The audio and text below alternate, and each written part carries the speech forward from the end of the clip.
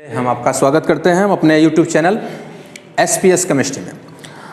देखिए, पिछले वीडियो में हमने आपको बताया था कि विलयन किसे कहते हैं और विलयन बनने का कारण क्या होता है। उसी में हमने आपको बताया कोलाइडल विलयन क्या होता है और सस्पेंशन यानी निलंबन क्या होता है। वो सारी बातें हमने आपको बताया। लेकिन आज का जो वीडियो है इसमें हमें बताना है कि विलयन के प्रकार, कितने प्रकार होते हैं विलयन के और किसके आधार पे हम विलयन का प्रकार आपको बता सकते हैं। तो सबसे पहले हम आपको बताना चाहते हैं कि विलेय और विलायक, विलेय और विलायक, विलेय और विलायक के आधार पर, विलेय और विलायक के भौतिक अवस्था, विलेय और विलायक के भौतिक अवस्था के आधार पर, यानी विलेय और विलायक के भौतिक अवस्था के आधार पर, यानी भौतिक अवस्था आप समझते हैं कि विलेय और विलायक का भौतिक अवस्था क्या हो सकता है, ठोस, द्रव, गैस। इसके आधार पे हम जब विलयन का प्रकार बताते हैं तो विलेय और विलायक के भौतिक अवस्था के आधार पर 9 प्रकार का विलयन होता है। 9 प्रकार का विलयन होता है, यानी कि on the basis of physical state of solute and solvent there are 9 types of solution, यानी कि 9 प्रकार का सोल्यूशन हो सकता है आपके भौतिक अवस्था के आधार पे, जिसमें से हम यहाँ पे ले रहे हैं, यहाँ पर हम आपको लिख देते हैं विलेय की भौतिक अवस्था क्या हो सकती है और विलायक का भौतिक अवस्था क्या हो सकता है, और उसके बाद में यहाँ पर हम लिख देते हैं एग्जाम्पल, यानी कि आपको उदाहरण भी बताना है। जैसे मान लीजिए विलेय ठोस है, यानी कि विलेय ठोस है और विलायक भी ठोस है। विलायक भी क्या है? ठोस है। यानी यदि विलेय भी ठोस है, विलायक भी ठोस है, तो ऐसे कंडीशन में ठोस ठोस विलयन बनेगा। अब ठोस ठोस विलयन का उदाहरण क्या है? जैसे जितने भी मिश्र धातुएं आती हैं, जितने भी मिश्र धातुएं, जैसे मान लीजिए आपका हो गया पीतल, ठीक है, पीतल हो गया, 22 कैरेट सोना हो गया, ठीक है। तो जितने भी आप इतना कह सकते हैं कि मिश्र धातु जितने बनते हैं सबके सब ठोस विलेय और ठोस विलायक। आपको पता है, जैसे मान लीजिए कि आपका पीतल है तो पीतल में क्या होता है? कॉपर और जिंक होता है। तो कॉपर और जिंक को निश्चित अनुपात में अलग अलग पात्र में हम पिघलाते हैं और पिघलाने के बाद उनको मिक्स करते हैं और ठंडा होने के बाद क्या बनता है? हमारा पीतल बनता है। इसका मतलब क्या है कि पीतल एक ठोस विलेय और ठोस विलायक का बना हुआ विलयन है, ठीक है। तो जितने भी लगभग मिश्र धातुएं होती हैं वो सभी के सभी ठोस विलेय और ठोस विलायक का विलयन होता है। दूसरा अगर हम बात करें तो यहाँ पर हम ले लेते हैं द्रव और ये हम ले लेते हैं ठोस, ठीक है। यानी कि आपका विलेय का जो भौतिक अवस्था है वो द्रव है और विलायक की जो भौतिक अवस्था है वो ठोस है। तो इसके लिए आपका होता है अमलगम। अमलगम, अमलगम, अमलगम क्या होता है? जैसे आपका हो गया Hg और Zn, यानी कि जिंक अमलगम, या फिर आप लिख सकते हैं Hg और Na, जिसको हम कहते हैं सोडियम अमलगम। इसके साथ साथ जितने भी जलीकरण सॉल्ट होते हैं वो सभी के सभी द्रव और ठोस, क्योंकि जो सॉल्ट होते हैं वो ऑलरेडी ठोस होते हैं और उनके साथ में जल मिक्स होता है, ठीक है। तो जितने भी जलीकरण सॉल्ट होते हैं, यानी कि हाइड्रेटेड सॉल्ट जितने होते हैं, सबके सब द्रव विलेय और ठोस विलायक का उदाहरण होते हैं। इसके साथ साथ हम यहाँ पे जो बात कर रहे थे सरस का, यानी कि अमलगम की बात कर रहे थे, तो एक बात ध्यान रखिएगा कि जब भी अमलगम का नाम आए तो निश्चित मान के चलिए कि उसमें मर्क्यूरी होगा। मर्क्यूरी, अब जरा देखिए कि मर्क्यूरी आपका मेटल है, जिंक भी मेटल है, लेकिन हमारा सवाल यह है कि यहाँ पर अवस्था क्या है। जैसे जो आपका मर्क्यूरी है, मर्क्यूरी द्रव स्वरूप में होता है और जो जिंक है वो कौन से स्वरूप में होता है? ठोस स्वरूप में होता है। तो इस प्रकार जिंक मर्क्यूरी, यानी कि जिंक अमलगम, या फिर आप यहाँ पे कह सकते हैं ये आपका मर्क्यूरी है, लिक्विड स्टेट में होगा। जो सोडियम मेटल होता है वो सॉलिड स्टेट में होता है। तो इस प्रकार आपको क्या दिख रहा है? जिंक और मर्क्यूरी के साथ मिक्स किया गया, वो आपका हो गया जिंक अमलगम। दूसरा आपका मर्क्यूरी और सोडियम के साथ एक दूसरे के साथ मिक्स किया गया, उसे हम कहते हैं सोडियम अमलगम, ठीक है। तो यहाँ पे अगर आप देख पा रहे होंगे तो मर्क्यूरी जो है लिक्विड स्टेट में है, बाकी जिंक और जो सोडियम होता है वो सॉलिड स्टेट में होता है। इसका मतलब है कि हमारा जो विलेय है वो मर्क्यूरी है जो कि द्रव स्वरूप में है, और जो विलायक है वो है जिंक और सोडियम जो कि ठोस स्वरूप में है। अगला जो आपका होता है यहाँ पे होता है आपका गैस और यहाँ पर हम ले लेंगे ठोस। ध्यान से समझिए कि जितने भी खनिज पदार्थ होते हैं उसमें गैस मिक्स होती है, यानी कि अधिकांश खनिज पदार्थों में गैस मिक्स होती है, तो वो आपका हो जाता है, खनिज जो होते हैं वो ज़्यादातर ठोस स्वरूप में होते हैं और जो आपका गैस है वो गैस है। तो विभिन्न प्रकार खनिजों में जो हवाएं हैं, जो गैसें हैं वो मिक्स होती हैं, तो वो भी आपका विलयन हो सकता है। इसके साथ साथ सबसे अच्छा एग्जाम्पल है कि हाइड्रोजन गैस का पैलेडियम की सतह पर जमा होना, यानी कि हाइड्रोजन गैस का पैलेडियम की सतह पर जमा होना, मतलब हाइड्रोजन गैस है और वो पैलेडियम क्या है, ठोस है। तो हाइड्रोजन गैस का पैलेडियम धातु की सतह पे जमा होना, ये आपका होता है कौन सा विलयन, गैस का ठोस में विलयन। तो आप यहाँ पे देख पा रहे हैं कि विलय की अवस्था ठोस द्रव गैस हुआ है, जबकि विलायक की अवस्था ठोस ठोस ठोस, जिसमें हमने आपको बताया ये आपके उदाहरण हो गए। अब जो आपका है विलायक बदल देते हैं, विलायक हम बदल देते हैं, यहाँ पे हो जाएगा आपका द्रव और यहाँ पे हम ले लेते हैं ठोस। अब इसके उदाहरण से आप अच्छी तरह से वाकिफ हैं, जैसे मान लीजिए कि हम यहाँ पे ले लेते हैं चीनी और पानी। आपको पता है कि चीनी ठोस स्वरूप में होता है, यानी कि जो विलेय है वो ठोस स्वरूप में है और जो विलायक है वो द्रव स्वरूप में है। तो चीनी और पानी का विलयन, जिसको आप शरबत कहते हैं, ग्लूकोज पानी का विलयन, जिसमें से ग्लूकोज ठोस है, पानी द्रव है। इसके साथ साथ सॉल्ट यानी नमक और पानी का विलयन, नमक ठोस होता है और पानी क्या होता है, द्रव होता है, यानी लिक्विड स्टेट में होता है। तो इस प्रकार आपका हो जाएगा ठोस और द्रव के बीच का विलयन, चीनी पानी, नमक पानी, ग्लूकोज पानी, ये सभी क्या हो गए, ठोस का द्रव में विलयन। दूसरा हम यहाँ पे लेते हैं, द्रव और द्रव। द्रव और द्रव मतलब जैसे अभी आपने देखा होगा कि जितने लोग शराब पीते हैं तो शराब यानी अल्कोहल द्रव स्वरूप में होता है और उसको पानी में मिक्स करके पीते हैं। इसका मतलब है कि अल्कोहल द्रव स्वरूप में है और पानी भी द्रव स्वरूप में है और ये एक दूसरे के साथ मिश्र होकर के विलयन बनाते हैं। तो ये जो आपका है अल्कोहल विथ वाटर, यानी अल्कोहल प्लस पानी, तो अल्कोहल भी द्रव स्वरूप में होता है, पानी भी द्रव स्वरूप में होता है। तो इस प्रकार विलेय भी द्रव और विलायक भी द्रव होता है। तो जो अल्कोहल के साथ में पानी मिक्स करके या फिर पानी में अल्कोहल मिक्स करके पीते हैं, वो स्पेशली उदाहरण है किसका, द्रव और द्रव का। अब हम बात करते हैं, यहाँ पर हम ले लेते हैं गैस और यहाँ पर हमने ले लिया द्रव। अभी गैस का मतलब जैसे आप सोडा वाटर पीने जाते हैं तो आपने देखा होगा कि वहाँ पर एक मशीन के माध्यम से बोतल में पानी लिया जाता है और एक गैस सिलेंडर होता है, उसके अंदर वो बोतल को मिक्स अंदर की घुसाया जाता है, उसके बाद में वहाँ पे प्रेशर से गैस को घुलाया जाता है, किसमें, पानी में। तो जितने भी कोल्ड ड्रिंक्स, सॉफ्ट ड्रिंक्स हैं, यानी कि जितने भी सोडा वाटर हैं, उसमें स्पेशली कार्बन डाइऑक्साइड गैस को द्रव में घुला करके विलयन बनाया जाता है। इसका मतलब क्या है कि जो आपका कोल्ड ड्रिंक्स है, सॉफ्ट ड्रिंक्स है, चैंपियंस हैं, उसमें या फिर सोडा वाटर है, उसमें कार्बन डाइऑक्साइड गैस को किस में घुलाते हैं, द्रव में घुलाते हैं। और उसके बाद में आप यहाँ पर लिख सकते हैं, यहाँ पर हम लिख देते हैं कोल्ड ड्रिंक्स।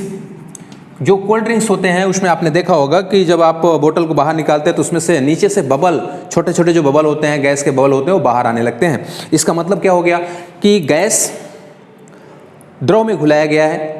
अब उसका कंडीशन कुछ भी हो सकता है, दाब हमने बढ़ा करके, ताप को कम करके घुलाया है, वो कंडीशन हम बात नहीं कर रहे हैं। हम बात कर रहे हैं कि जो सोडा वाटर है, कोल्ड ड्रिंक्स है, वो सभी के सभी उदाहरण कौन से हैं, गैस का द्रव में विलयन।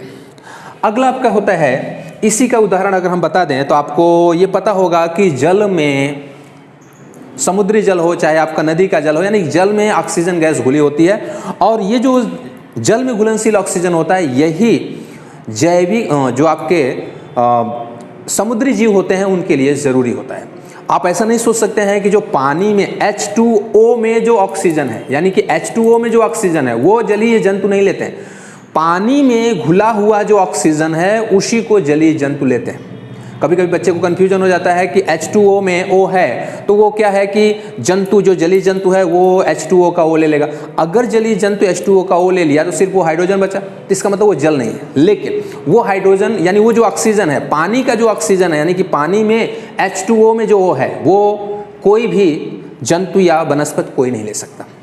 स्पेशली जो जलीय जंतु होते हैं वो आपका जो समुद्र का पानी हो चाहे नदी का पानी, उस नदी के पानी में या समुद्र के पानी में जो ऑक्सीजन घुलित अवस्था में होती है, उसी घुलित अवस्था में ऑक्सीजन को जलीय जंतु श्वसन की क्रिया के लिए लेते हैं। तो इसलिए ध्यान रखिएगा, तो ऑक्सीजन गैस का जल में घुलनशील होता है, तो ऑक्सीजन गैस जो जल में घुलता है और यही घुलनशील ऑक्सीजन गैस को जो जलीय जंतु हैं वो श्वसन की क्रिया के लिए लेते हैं। तो ये भी आपका एक उदाहरण है गैस का द्रव में। अगला जो आपका नेक्स्ट होता है, यहाँ पर हम लिख देते हैं गैस। यहाँ पे हमने लिख दिया गैस और यहाँ पे हमने लिख दिया ठोस।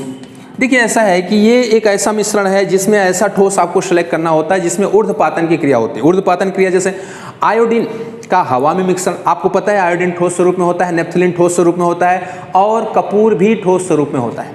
यानी आयोडीन सॉलिड स्टेट, कपूर भी यानी कैम्फर जो है वो सॉलिड स्टेट है, नेप्थलीन वो सॉलिड स्टेट है। लेकिन ये जो तीन हमने नाम लिया है वो अवस्था ठोस होती है, लेकिन इसमें ऊर्ध्वपातन क्रिया होती है। तो ऐसे कंडीशन में ये जो नेप्थलीन है, आयोडीन है या फिर जो आपका कैम्फर है, कपूर है, वो ठोस अवस्था में होते हैं लेकिन वो गैस में मिक्स हो जाते हैं, क्योंकि वो ठोस से डायरेक्ट किस में बदलते हैं, गैस में बदलते हैं। तो ठोस अवस्था से डायरेक्ट गैस में वो मिक्स हो जाते हैं। तो इस प्रकार आप कह सकते हैं कि आयोडीन का हवा के साथ में मिक्सचर, अथवा जो आपका कैम्फर है, कपूर है, उसका हवा के साथ मिक्सचर, अथवा आप कह सकते हैं नेप्थलीन, कपूर या फिर आयोडीन को, यानी यहाँ पर आप लिख सकते हैं आयोडीन का हवा के साथ मिक्सचर। अब आपको पता है कि आयोडीन ठोस है, हवा क्या है, गैस है। ऐसे कंडीशन में आयोडीन का गैस के साथ मिक्सचर हो गया। दूसरा आप ले सकते हैं कैम्फर, यानी कि आपका जो कपूर है, कपूर का किसमें, हवा के साथ, यानी कि हवा के साथ मिश्रण होता है। तो ये आपका हो गया ठोस का गैस में मिश्रण। अगला आपका है द्रव का गैस। आपको पता है कि हमारे वायुमंडल में नमी उपस्थित होती है, हमारे गैस में नमी होती है। तो इसका मतलब है कि जो गैस है, गैस में जो नमी है वो स्पेशली कौन सा विलयन बनाता है, द्रव का गैस में सममांगी मिश्रण। यानी कि हवा में रही जो नमी है वो गैस, वो द्रव का गैस में सममांगी मिश्रण, यानी यहाँ आप लिख सकते हैं नमी युक्त हवा। तो नमी युक्त जो हवा है, नमी मतलब वाटर हो सकता है, तो नमी युक्त जो हवा है वो स्पेशली द्रव और गैस का विलयन है। नेक्स्ट बातें आपकी आती हैं यहाँ पे गैस और गैस। तो आपको हम बता दें कि जो आपका हवा है, हवा गैस और गैस के सममांगी मिश्रण, जो हवा है वो गैस का गैस में सममांगी मिश्रण। जैसे मान लीजिए हवा में विभिन्न प्रकार की गैसें विभिन्न अनुपात में होते हैं। जैसे आपको पता होगा नाइट्रोजन 78%, ऑक्सीजन 21%, इसके अलावा carbon dioxide, carbon monoxide, sulphur dioxide, sulphur trioxide, nitrogen के विभिन्न प्रकार के ऑक्साइड है, ओजोन है, ये सारी की सारी जो गैसें, हाइड्रोजन है, इनर्ट गैस है, ये पूरी की पूरी जो गैसें हैं एक दूसरे के साथ में मिश्र होकर के हवा का निर्माण करते हैं। यानी कि हवा एक विभिन्न प्रकार के गैसों का सममांगी मिश्रण है। तो इस प्रकार आपने देखा कि भौतिक अवस्था के आधार पर हमारे पास कुल 9 प्रकार के विलयन हैं। तो हमने आपको विलयन का प्रकार बता दिया भौतिक अवस्था के आधार पे। अब हमें बताना है सांद्रता की इकाई। तो सांद्रता की इकाई बताने से पहले हमको ये समझना है कि सांद्रता किसे कहते हैं। यानी कि किसी निश्चित मात्रा के विलायक में घुले हुए विलेय की मात्रा को हम सांद्रता कहते हैं। किसी निश्चित मात्रा के विलायक, यानी किसी भी निश्चित मात्रा विलायक में, विलायक की निश्चित मात्रा में घुले हुए विलेय की मात्रा को हम सांद्रता कहते हैं। अब जैसे मान लीजिए कि अगर हम बात करें, लोग कहते हैं कि जितना चीनी डालोगे शरबत उतना ही मीठा होगा। मतलब सवाल यहाँ पर होता है कि जो आपका विलायक है पानी को निश्चित कर लिया उन्होंने, 1 लीटर 2 लीटर जो भी है, पानी को निश्चित करने के बाद में धीरे धीरे करके उसमें चीनी की मात्रा बढ़ाते जा रहे हैं। तो जैसे जैसे, यानी कि आपका जो विलायक है वो उसकी मात्रा निश्चित हो गई। निश्चित मात्रा के विलायक में हम क्या मिक्स कर रहे हैं, चीनी मिलाते जा रहे हैं, यानी विलेय की मात्रा बढ़ाते जा रहे हैं। जैसे जैसे विलेय की मात्रा हम बढ़ाते जाते हैं वैसे वैसे उस विलयन का मीठापन, उस विलयन का जो मीठापन होता है वो बढ़ता जाता है। इसका मतलब क्या हो गया कि निश्चित मात्रा के विलायक में यदि विलेय की मात्रा को बढ़ाई जाए तो निश्चित रूप से उसकी सांद्रता बढ़ती है। दूसरी बात हो गई, अगर मान लेते हैं कि आपका जो सॉल्यूशन है वो सॉल्यूशन बना हुआ है, लेकिन उस विलयन, मान लीजिए चीनी का ही विलयन है, उस चीनी के विलयन में अगर हम बाहर से विलायक को यानी पानी को मिश्र करते जाएं तो धीरे धीरे उस विलयन की जो मिठास है यानी मीठापन है वो धीरे धीरे क्या होता जाता है, कम होता जाता है। मतलब क्या है कि यदि आप विलायक की मात्रा बढ़ाते हो, विलेय की मात्रा को निश्चित करके विलायक की मात्रा बढ़ाते हो तो सांद्रता कम होती है। और यदि आप विलायक की मात्रा निश्चित करके विलेय की मात्रा बढ़ाते हो, यानी विलायक की मात्रा निश्चित करके विलेय की मात्रा बढ़ाते हो तो सांद्रता बढ़ती है। इस प्रकार सांद्रता का कम होना या बढ़ना, यानी कि किसी भी निश्चित मात्रा के विलायक में घुले हुए विलेय की मात्रा को हम सांद्रता कहते हैं। और जो सांद्रता होता है उसको हम C से दिखाते हैं। ठीक है, अब यहाँ पे हम लेते हैं सांद्रता। सांद्रता मतलब इसको हम कहते हैं कंसंट्रेशन, कंसंट्रेशन इसको दिखाते हैं हम C से। देखिए मैंने अभी आपको बताया कि निश्चित मात्रा के विलायक में घुले हुए विलेय की मात्रा को हम सांद्रता कहते हैं। यदि विलायक की मात्रा को निश्चित करके विलेय की मात्रा को हम बढ़ाते जाएं तो सांद्रता बढ़ती है, विलायक की मात्रा निश्चित करके विलेय की मात्रा को कम करते जाएं तो सांद्रता कम हो जाती है। ठीक है, इसके साथ साथ यदि आपने विलेय की मात्रा निश्चित करके विलायक की मात्रा बढ़ा रहे हैं तो सांद्रता कम होती है, और यदि विलेय की मात्रा निश्चित करके विलायक की सांद्रता कम करते हैं, यानी विलायक की मात्रा कम करते हैं तो सांद्रता बढ़ती जाती है। यानी इस प्रकार विलायक के संदर्भ में अगर आप सांद्रता की बात करें तो विलायक के बढ़ने पे सांद्रता कम होती है और विलायक के कम होने पे सांद्रता बढ़ती है। और अगर आप विलेय की मात्रा की बात करो तो विलेय की मात्रा बढ़ने पे सांद्रता बढ़ती है और विलेय की मात्रा कम होने पे सांद्रता कम हो जाती है। तो इस प्रकार विलायक के आधार पर सांद्रता जो है वो विलोम अनुपात में होता है, यानी विलायक की मात्रा के आधार पर सांद्रता विलोम अनुपात में होता है और विलेय के आधार पर सांद्रता जो होता है वो समानुपात में होता है। अब हमने आपको बताया कि सांद्रता को हम किससे दर्शाते हैं? C से। तो C इजिकल टू होता है N/V, यानी एकांक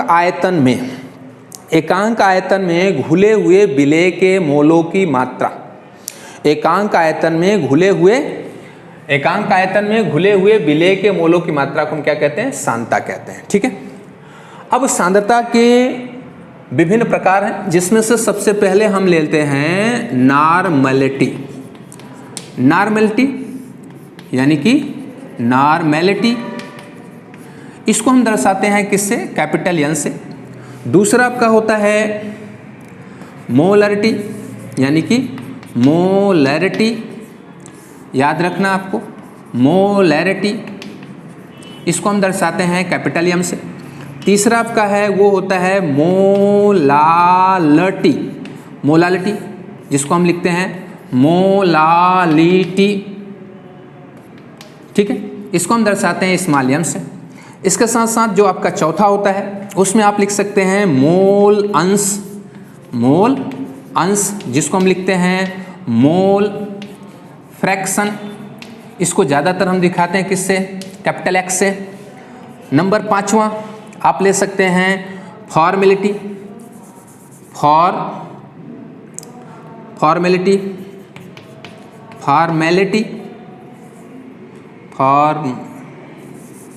यहाँ पर आप ले लीजिए फॉर्मेलिटी हो गई, इसको हम लिखते हैं फॉर्मेलिटी, इसको हम दर्शाते हैं कैपिटल F से। इसके साथ साथ आप ले लीजिए 6, यहाँ पर आप ले सकते हैं वजन से प्रतिशत, यानी कि वजन से प्रतिशत, इसको आप क्या कर सकते हैं? Percentage W/W। दूसरा आप लिख सकते हैं आयतन से प्रतिशत, तो आयतन से प्रतिशत, तो यहाँ पर आप लिख सकते हैं परसेंटेज V/V। उसके बाद में आपका 8 नंबर हो जाएगा वजन आयतन से प्रतिशत, वजन आयतन से प्रतिशत, इसको हम लिखेंगे परसेंटेज W/V। और यहाँ पे हम लास्ट लिख देते हैं आपका ppm, यानी कि पार्ट्स पर मिलियन। यानी कुल मिला के आप यहाँ देख पा रहे हैं कि हम 9 सांद्रता की 9 इकाई का हम यहाँ पे अध्ययन करेंगे।